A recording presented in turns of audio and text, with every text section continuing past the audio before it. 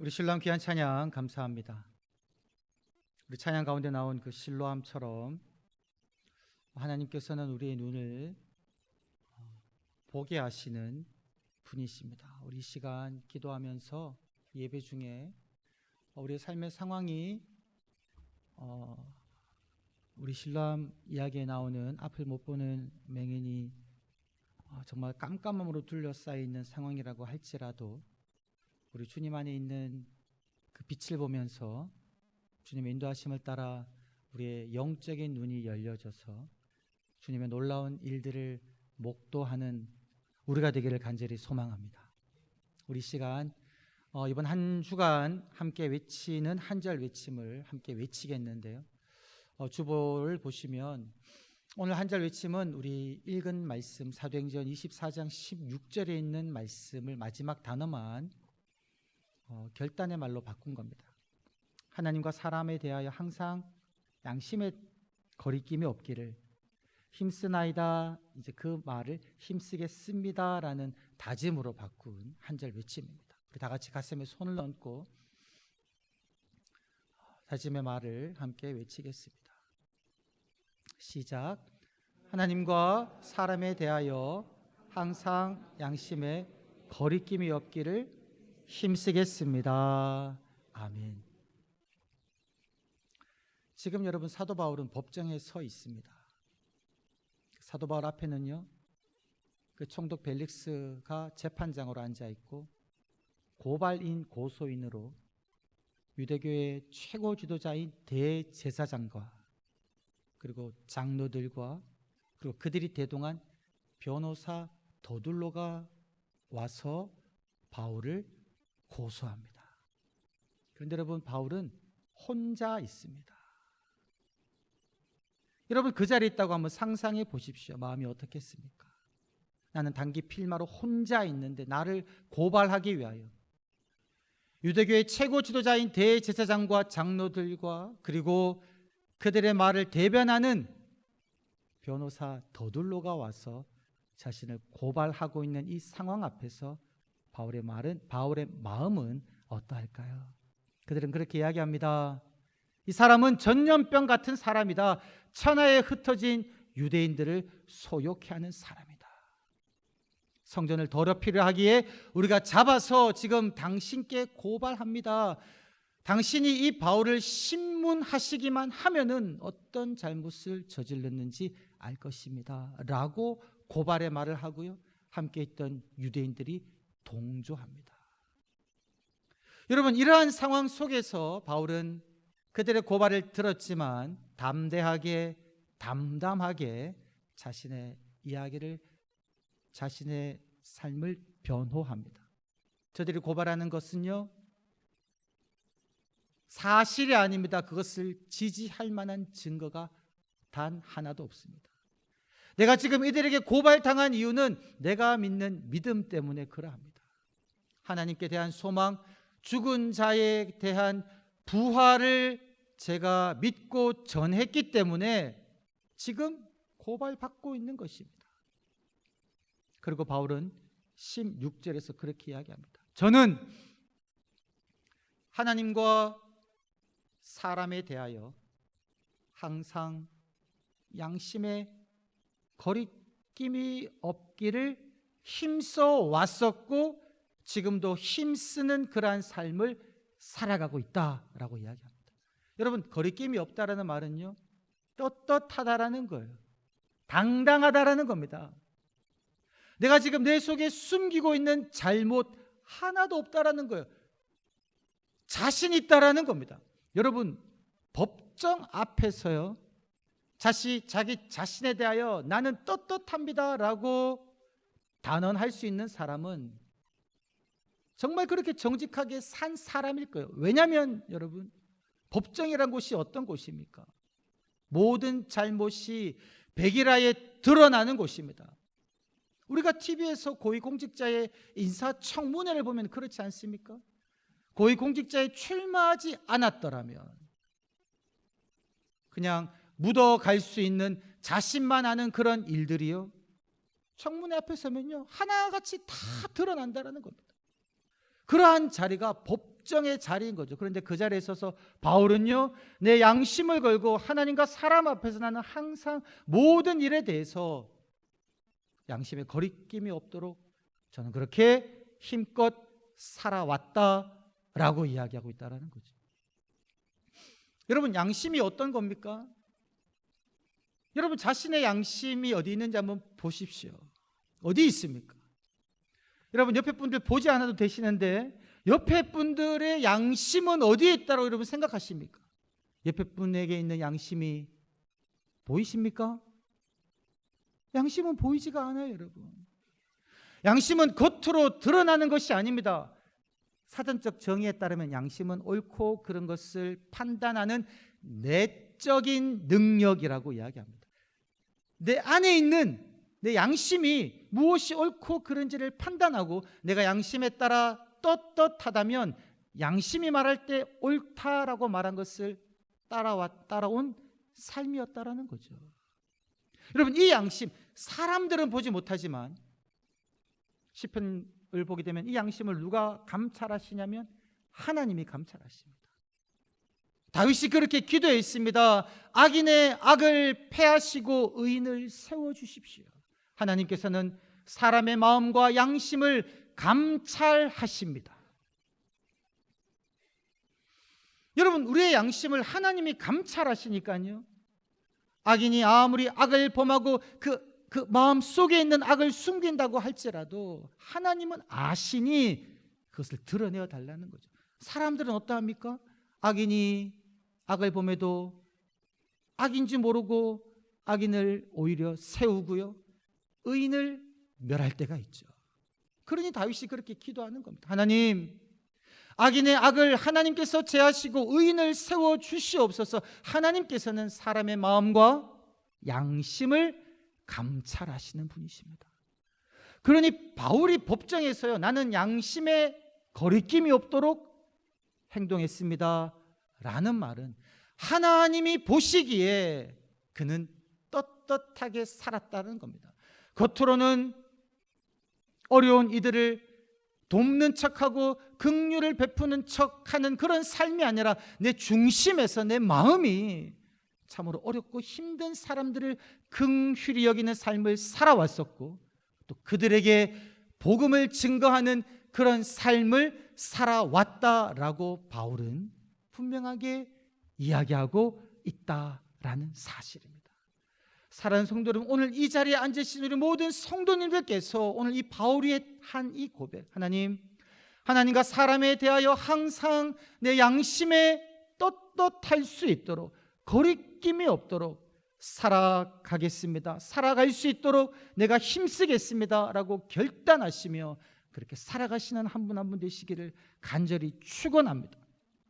여러분이 힘쓴다는 말은요, 최선을 다하다라는 뜻인데, 이 최선을 다하는 삶은요, 하나님을 알지 못하는 사람도, 열심히 사는 사람은요, 최선을 다해 살아갑니다.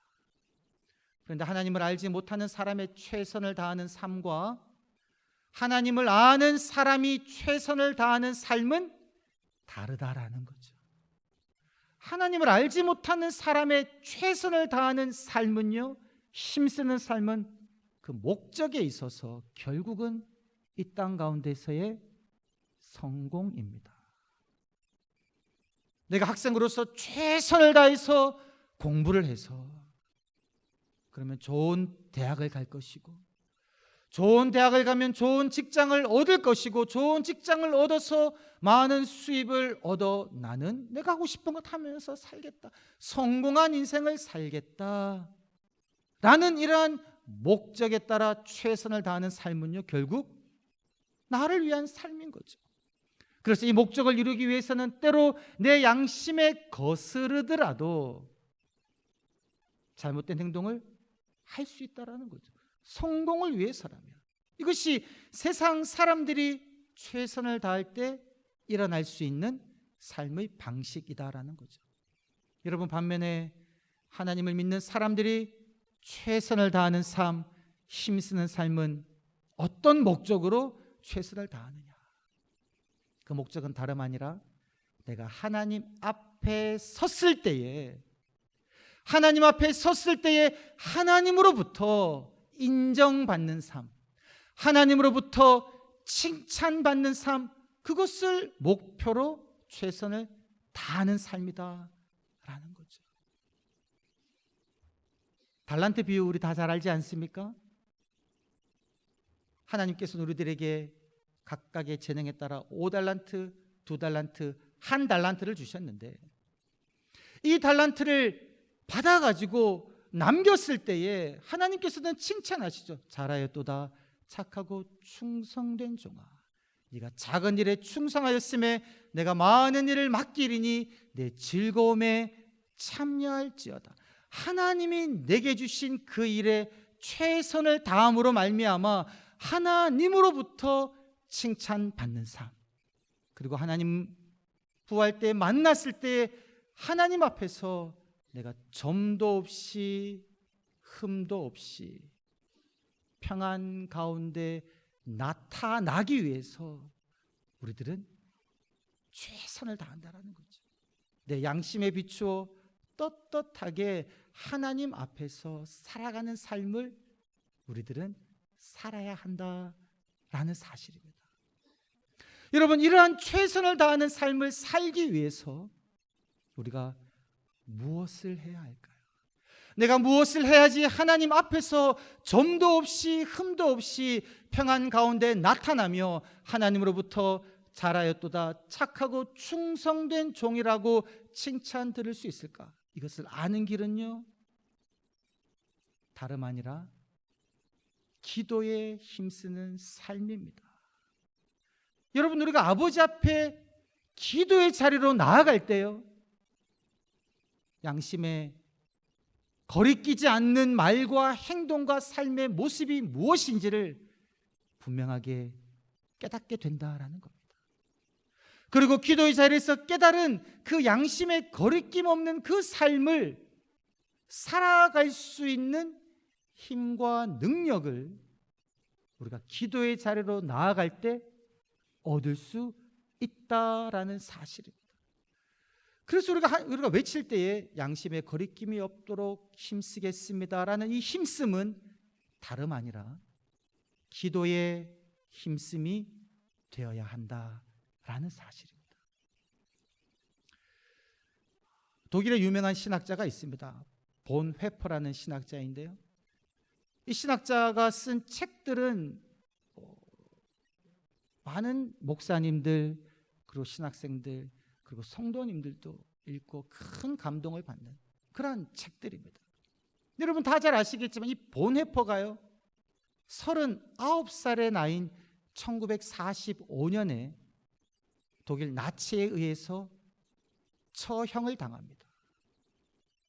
왜냐하면 이 본헤퍼는 그 나치 그 국가 제도에 저항을 했고요, 그리고 이 나치를 지지하는 독일 국가교회도 동조하지 않고 고백교회를 세운 그러한 사람이었거든요. 여러분, 이 본헤퍼가 나치가 이제 정권을 장악하고 나라가 점점 안 좋은 방향으로 나아갈 때에 그 나라에 그가 저항함으로 인해서 본헤퍼의 신분이 위협당하기 시작했습니다. 그래서 그의 동료들이요, 이 본헤퍼를 살리기 위해서 미국으로 그를 초청합니다. 미국에 있는 유니온 신학교에 교수 자리를 제공합니다. 그래서 본헤퍼가 1939년 6월 달에 독일을 떠나 미국으로 갑니다.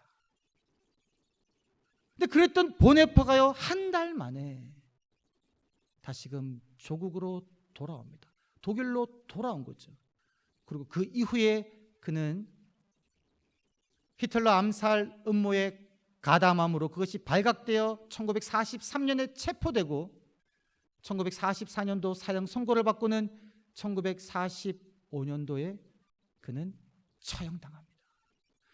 그가 독일로 돌아오지 않았더라면 그는 죽지 않았을 텐데 독일로 다시 돌아옴으로 말미암아 그 아까운 위대한 신학자가 그만 죽임을 당했던 것이죠. 우리는 생각합니다. 그가 돌아오지 않고 살았더라면 더 많은 책을, 더 많은 훌륭한 신학을 했을 텐데 너무 아깝다라는 라고 생각을 하죠.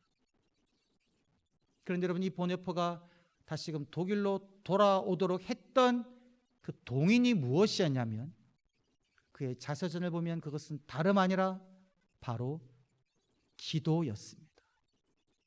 그는 기도 가운데 하나님의 뜻을 알았고요, 하나님의 뜻에 순복함으로 죽음을 맞이했던 거죠. 그가 지은 자서전에 이러한 기록이 있습니다. 나는 유니온 신학교의 학장인 코핀 박사의 집 정원에 앉아서 나의 상황과 민족의 상황을 생각하고 기도할 기회를 가졌다. 여러분, 그 미국이라는 공간, 유니온 신학교의 학장인 코핀 박사의 집 정원이라는 공간은요, 너무나도 안전하고 평온하고 그가 하고자 한 그 신학 연구를 마음껏 할 수 있는 그러한 공간이었습니다. 그 어떠한 위협도 없는 공간이죠. 그 공간에서 그가 기도할 기회를 가지며 하나님 앞에 나아갔을 때에 기도 중에 그가 깨달은 하나님의 뜻은 다름 아니라 독일로 돌아가는 것이었다는 겁니다. 그렇게 기록하고 있습니다. 그리고 그때 나를 향한 하나님의 뜻은 분명해졌다. 미국에 온 것은 잘못된 결정이었다. 우리 민족이 순환당하고 있는 이때 나는 독일의 그리스도인들과 운명을 함께 해야 한다. 만일 이때의 나의 백성과 함께 고난받지 않는다면 전쟁이 끝난 후 나는 독일의 재건에 참여할 권리를 가질 수 없을 것이다 라는 이 양심의 소리를 보네포는 기도 가운데 들었고요, 그리고 독일로 돌아가는 그 걸음이 결코 쉬운 걸음은 아니었음에도 불구하고 기도의 자리에 그가 머물러 있을 때 그 양심의 소리에 따를 수 있는 힘을 얻고 독일로 돌아갔다라는 거죠. 그리고 그 결과는 우리도 다 잘 아는 것처럼 형장 이슬로 사라지는 것이었습니다. 여러분, 그런데 이 보네포가요, 1944년도에 사형 선고를 받고 이제 1943년 그 마지막 크리스마스를 앞둔 어느 날 그가 편지를 써서 자기 지인에게 보냅니다. 근데 그 편지거리에 여러분 어떤 고백이 있냐면요, 이렇게 고백하고 있습니다. 선한 능력에 언제나 고요하게 둘러싸여서 보호받고 위로받는 이 놀라움 속에, 여러분, 선한 능력에 고요하게 둘러싸여 보호받고 위로받고 있다는 그 공간은 다름 아니라 감옥이라는 공간이었습니다. 그러나 그는 그 감옥 안에 있으면서도 양심의 거리낌이 없는 삶을 살았기에 그 속에서 선한 능력으로 그를 보호하시는 하나님의 선한 손길을 경험하고 있고요, 경험하였고요. 그리고 그는 그렇게 이야기하고 있습니다. 하나님께서는 밤이나 아침이나 우리 곁에 계십니다. 또한 매일의 새로운 날에 함께 하십니다라는 고백을 할 수 있었다라는 것이죠. 사랑하는 성도 여러분, 오늘 바울의 고백처럼, 그리고 본 회퍼가 따라갔던 그 걸음처럼 우리 모두가 다 기도의 자리에서 하나님의 음성을 듣고 그 음성에 따라 삶으로 말미암아 하나님과 사람 앞에서 양심의 거리낌이 없는 그러한 믿음의 걸음을 걸으시는 한 분 한 분 되시기를 주의 이름으로 간절히 축원합니다.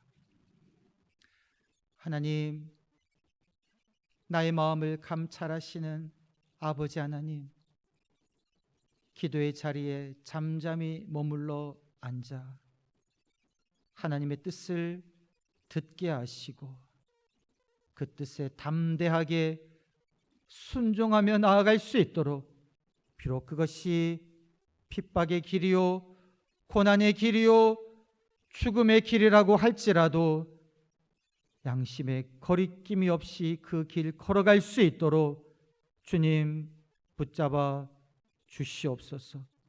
감사드렸고 이 모든 말씀 우리 주 예수 그리스도의 이름으로 기도드리옵나이다. 아멘.